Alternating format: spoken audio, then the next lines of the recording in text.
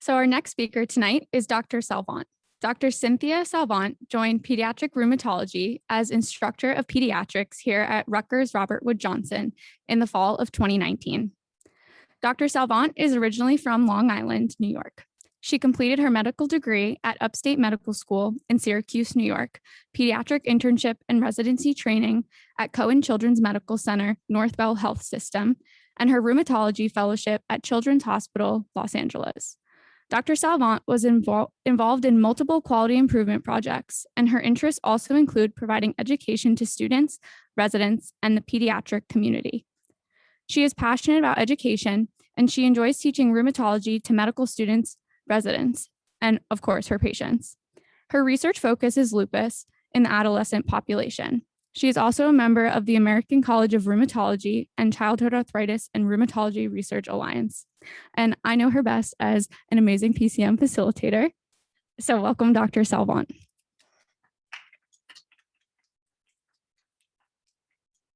Thank you, Taylor, for that wonderful introduction. That's very sweet of you. Thank you, everyone, for having me tonight. Let's see. So my talk tonight, you are probably wondering, what does this mean, ego? Is this going to be something crazy? No, it's not meant to be anything crazy. But as some of you may know, and Taylor may know too, because she's in my class, I tend to be very blunt and honest about things, and I don't want to sugarcoat your journey and what you've been through. So I kind of wanted to give you the advice that I kind of wish someone had given me back in med school, residency, and in fellowship. So your journey has been completely around medicine, right? So you start medical school, you go to residency, you go to fellowship, or you become a general practicing physician, and you're kind of in this tunnel where your focus is just doing well and being the best doctor you can be. And then slowly your career becomes your identity. And then your happiness is tied to your grades and your boards and what schools you get into and matching, and you just can't see anything else. And so you get excited, you graduate, you're proud of yourself, your family's proud of yourself, and then you kind of leave not really knowing who you are, right? You go into residency, you're glad you're done with med school, but now you're terrified. So what do you do now? So don't be scared by this title here. It doesn't always get better. I'm not saying it's going to be horrible, but I'm being honest with you that it's not going to be rainbows and butterflies and ponies when you start residency. Many of you will feel that you have no idea what you're doing the first day. First day of residency, I remember thinking, how do I dose Tylenol? Like that was the biggest stress that I had, is how do I dose Motrin? How do I dose Tylenol? And you're afraid you're going to kill someone, but you're not, okay? You're going to make mistakes. You're going to be stressed. You're going to be sad. You're going to be frustrated. You're going to be hopeless. You're going to sometimes feel numb. But the thing is, I want you to realize that this may happen, and I want you to be awake for it. I don't want you to be numb. I don't want you to feel like you can't talk to someone. I don't want you to feel like you're alone, because you're not. And so I want you to be honest with yourself. I want you to constantly check on yourself to see how you're feeling. And I want you to know that you should never depend on external factors to make you happy, because it is only your responsibility to make yourself happy. And trust me, I wish I knew this in a residency, but it took the transition between residency and fellowship for me to really hone in on these values. So the big thing too is that I want to mention is, I noticed through the years, I would always say to myself, I will be happy when. I'll be happy when I graduate from med school. I'll be happy once I get into the residency I want to get into. I'll be happy once. And if you keep doing this, what's going to end up happening is that you're relying on an event to make you happy instead of yourself. And so when that does not happen, that event does not happen, you feel like your world has crashed. And that happens to many people, not just you guys in school. And so I want to give you these mechanisms of how to look into things and how to take care of yourself. And it's more than just, going shopping, which I love to do too, and watching TV and so forth. Yeah, you can do those things, but you still are stuck with your own mind and how you think. So ego, what is it? So ego, like I thought when I first learned about ego, I thought it was something about like you being an egotistical person, totally into yourself, but that's not really quite what it is. Ego is that voice in your head that tells you the stories and assigns meaning to things around you and gives you a title. And it basically gives you a false sense of how the world is around you. Okay. And it also gives you kind of these attachments you have tied. Oh, I'm a doctor. Notice how whenever you meet someone, no one ever says to you, oh, nice to meet you. What makes you happy? What's the most exciting thing you did recently? It's like, what do you do for a living? Right? That's the first thing anyone asks. And so a lot of us have these attachments to these titles. And granted, you've worked hard for those things, but you cannot rely on those things to make you happy. Okay. And so ego thrives on comparison as well and equates having things as being happy. So again, boards, residency match, sharing grades with each other. This is one thing I always mention too. And I remember med school where people would be like, what'd you get? And I'll be like, none of your business, right? It's none of their business. What is the point of them asking you? Why? Because they're comparing you. They don't really care. If you have a close friend and you share that, that's fine. But those other people, they're just trying to make themselves feel better. So that's their ego coming out, right? So just recognize those things and don't be so hard on yourself. And it's okay to be like, I prefer not to tell you. And they can assume whatever they want to assume. So the thing is, you have good thoughts, you have bad thoughts. And the thing I want you to know is that you just need to be able to know that these things exist and to be able to observe yourself and your behavior. And so, like I mentioned, ego can be wherever you feel superior to someone or when you feel inferior to someone. So for those of you who think ego is just about thinking you're the best, it's actually not. It can be thinking that you're the worst as well. Because, and I thought these two things, these points were interesting. Behind every positive self-concept is the hidden fear of not being good enough. And then behind every negative self-concept is the hidden desire of being the greatest or better than others. Just think about that. So when you're down on yourself, it's because it's also that fear that you're actually good, but you just don't want other people to know. And you're afraid of being seen as good because that makes you vulnerable and you don't want to make mistakes. So it's easier just to be like, oh, I'm not that great at that. Oh, I suck at this. So just listen to yourself when you do that. And I'm not saying that, you need to fix this right away, but just even recognizing that is what makes the ego less strong. And then you'll notice over time that, hey, I keep doing this. Maybe I need to check myself and not do that as much. So negative states such as anger, anxiety, hatred, discontent are not recognized as negative to a person, but it's totally justified and misperceived. So basically, some people, the people that you know in your family, friends that love to hold on to their anger, anxiety, hatred, whatever it is, they don't see it as a negative thing. They see it as themselves being wronged, okay? And that's part of their ego. And so they create this world of negativity, of whatever it is. And then they hold on to it because at the end of the day, that becomes their identity. They don't know anything else. And so they end up saying, I'm holding you, that external factor, for my pain. And this is what the ego does. So that's by Eckhart Tolle, who I will be mentioning a lot throughout this talk, and I highly recommend you read one of his books. So the ego can't really tell the difference between your thoughts and reality, okay? So it thrives on always trying to grab onto something, to label something.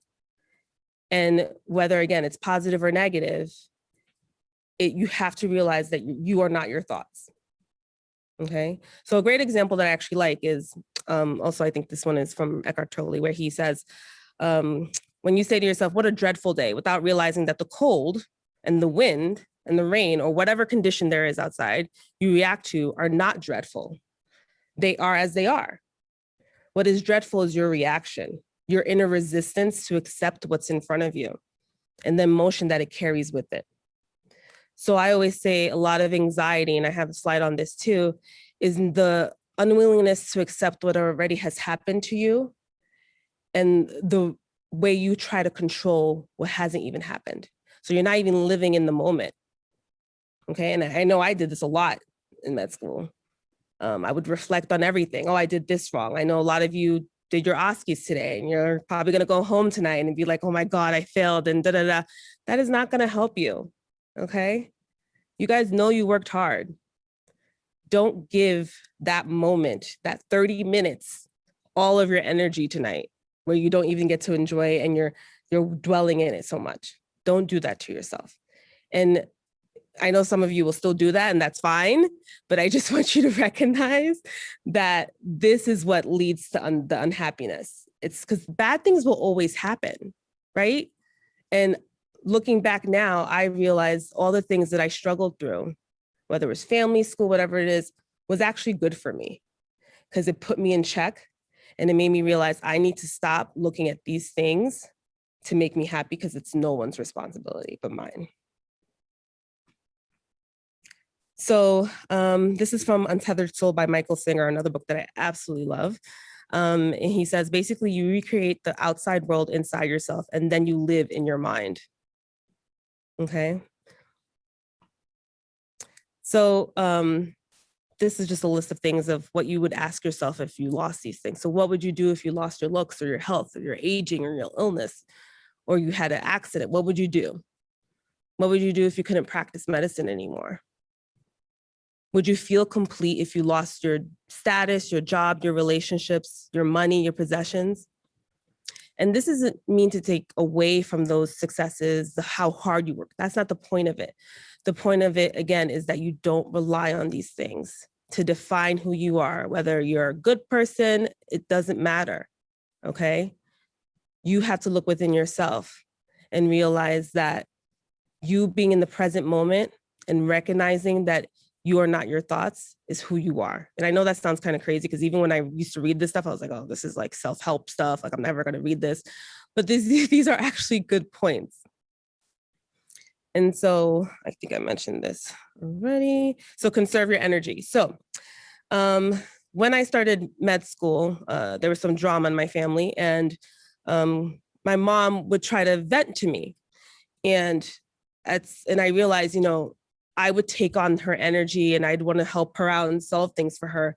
And I eventually said to her, I would say, Mommy, I love you so much, but I can't listen to this, because if you're not going to change this to change the situation, then I can't bear being stressed out about it, because I went to upstate. So I was 200-300 miles away, and in affecting my ability to concentrate in school.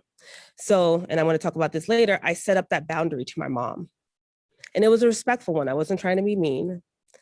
But I said to her, I need to conserve my energy when I'm in school. And that goes with family and friends. Okay. So pick your battles in everything, friendships, relationships, whatever it is. A lot of us have the same argument with the same person for years and years and years. And sometimes you just have to accept the fact that their thoughts are not going to change. The situation might not change. So you might as well just take a deep breath, walk away, or whatever it is. And then just recognize that your mind can be in overdrive. So when you can't sleep at night, and this was me too, I would be laying in my bed thinking of literally everything under the sun, something I did the week before, oh, I said this wrong, or oh, what this person's going to think of me. And this, again, is part of the ego, this constant compulsive thinking. And then these thoughts trigger the same reactive thoughts and emotions that are based on conditioning that you develop over time. And so you get so lost in that, you think that's reality, and then you think that's part of you.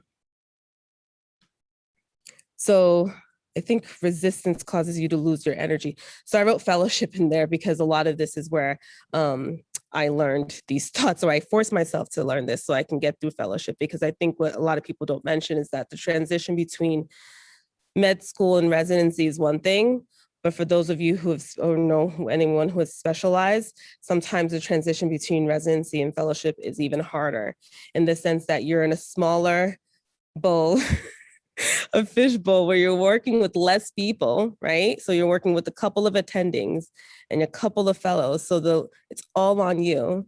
You're specialized. You might be working in a very busy place, and you're dealing with different personalities, and you know more. So you know more, you might not agree with your attending, and that's going to happen, but you deal with all these different emotions and personalities, and you're exhausted, and you don't want to mess up, and so forth. This is the rest of your career, so that's even added pressure. So sometimes the resistance that I would have during fellowship with whatever issue that was going on, I would sometimes say to myself, is this something realistically that I can change? And if it's not, I need to let it go. Anxiety. So I talked about this before. I really loved some of these quotes that I found about anxiety. So the first one, if I just give myself permission to suck, I find this hugely liberating. Like, this is it, right? The weight is lifted off your shoulder if you don't put so much pressure on yourself. We are allowed to suck. All attendings are not perfect. We make mistakes, okay? Anxiety does not empty tomorrow of its sorrows, but it only empties today of its strength. So think about that. Every time you're tempted to react in the same old way, ask if you want to be a prisoner of the past or a pioneer of your future. I didn't put the quote. I think that's Deepak Chopra. I forgot to put his name there. And my anxiety doesn't come from thinking about the future, but from wanting to control it. If we wanted to change the situation, we first had to change ourselves. And to change ourselves effectively, we first had to change our perceptions. Surrender to what is, let go of what was, and have faith in what will be. The real cause of problems is not life itself. It's the commotion the mind makes about life that really causes the problems. Let it go. So my co-fellow in fellowship, we're really all close. It was 3-4 of us. And we dealt with very interesting attendings with very different personalities, and we were always stressed out. And we come with all these things that we would complain about, things that need to be fixed or the way we were treated. And at one point, my friend was like, we just need to let it go. And then she actually bought, I forgot which one is it, Elsa? Or yeah, right? So she had a little one of those things, and then she would just press it and it would start saying, let it go. So we would do that every time one of us would start to go into our narrative to remind ourselves, just let it go. So that's work, family, right? That's a whole different thing. I think a lot of us forget to think about family and how that affects us mentally. We go through, again, school, medical school, study, but you have those external factors that can't affect you, right? It took me a long time to realize this, but sometimes you can't change people in your family. You can't get them to think the way you think. You can't get them to convince them to stop thinking about something that happened 25 years ago with this cousin, and this is why they don't speak to them. I mean, I cannot tell you how many stories, and it's the most ridiculous thing where they assumed one thing about someone and they haven't spoken to them in 30 years. Mind you, they've never even had the conversation with that person of what that was. And that's very common. And then you have to hear about it. So that's frustrating, but just the point at which I said to myself, you know what, I can't change this person, is that weight lifted off. So one of the things I really love this is remove expectations from people and you will remove their powers to hurt your feelings. If you don't like something, just take it away. Take away its only power, your attention. Okay? So it doesn't mean to like drop your husband's wife's boyfriend. I'm not saying that. I'm not saying break up with people or whatever it is. I'm just saying for certain things that you know are not going to change, and even the people you love, you got to accept that that's who they are, because then you're not even respecting them and what they're trying to tell you. So that's your ego. You're trying to tell them, I'm right. Why are you right? Why aren't you listening to them? It goes both ways.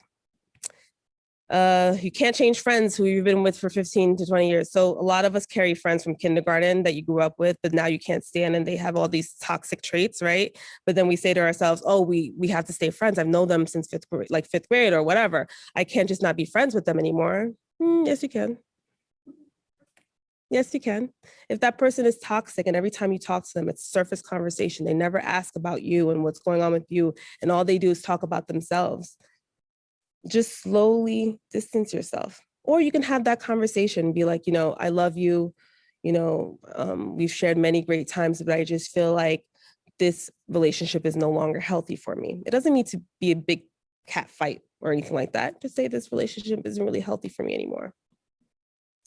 So you can't always do the work to your attending satisfaction. This is a little bit jump for fellowship or even residency, but more so fellowship.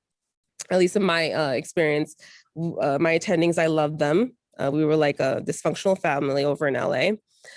They're very hardworking, smart, amazing rheumatologists, but they all have very different ways of doing things and different thought processes. And sometimes they didn't agree with each other. But one thing that my attendings would harp on was our notes.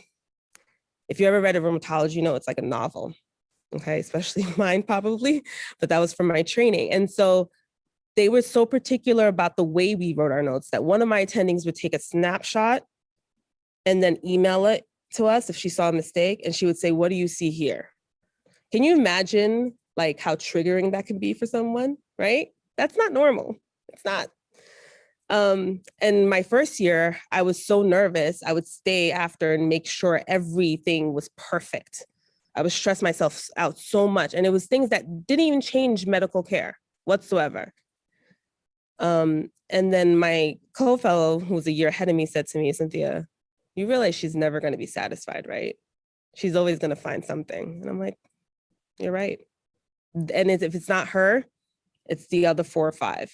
There will always be something, okay? You cannot wait to feel good about yourself off of the validation of someone else. What matters and what you're there for is the training and to be a good physician. And as long as you're taking care of your patients, you're competent and doing your best, that's it. So you have to be the one to set up the boundaries. This same attending who loved to take the pictures, also one day I was with her, we were both on service, and she said to me, don't you have your email on your personal phone, like work email? And I said, no. And she goes, why not? And I said, well, I have a pager and a cell phone, so if someone needs me, they can call me or whatever right away. Because she was like, what if there's an emergency? I have a pager and a cell phone. And she was so angry. I was like, okay, you can be angry all you want. I'm not going to put my work phone on my personal phone. I like to keep things separate. That's important, guys. When you go home and all you're hearing is ding, ding, ding, ding, 15 emails and this from your boss at 11 o'clock at night, nothing at 11 o'clock at night, and sorry to those attendings that are listening that might get mad about this, but nothing at 10 o'clock at night is that urgent that you feel like you have to answer that email right away. Some people feel like it helps with their anxiety in terms of the number of emails, and that's fine, but just realize it's okay to set up healthy boundaries. One thing also that I should mention is in parts of like letting go, is that I don't want you to ignore how you feel. I can't stand when someone's crying and someone says, don't cry. That's so like, come on, let them feel that. Right? Let them have their moment. Let them have their negative thought. So let yourself have that negative thought. Feel that tension and let yourself feel it fully and then let it pass. Because when you try to pretend it doesn't bother you as much, it's still in there. Even though you think it's not, it's still in there. And then when you react to those triggers in the future, you're like, whatever, it must not be that, but it really is. And so you'll realize when you go through life, so many people are living unconsciously. Some people are miserable. Some people are hurt, and those people hurt people. The mean people are hurt. It's not an excuse, but they are. And so they lash out because they have that internal tension from whatever it is that they have not let go. So we talked about boundaries. So boundaries, I think, is seen as a negative thing. It is not. You want to feel safe to express yourself. You want to have the ability to say no without feeling guilty. I feel bad because you're worried about someone not seeing you as a nice person. That's BS, okay?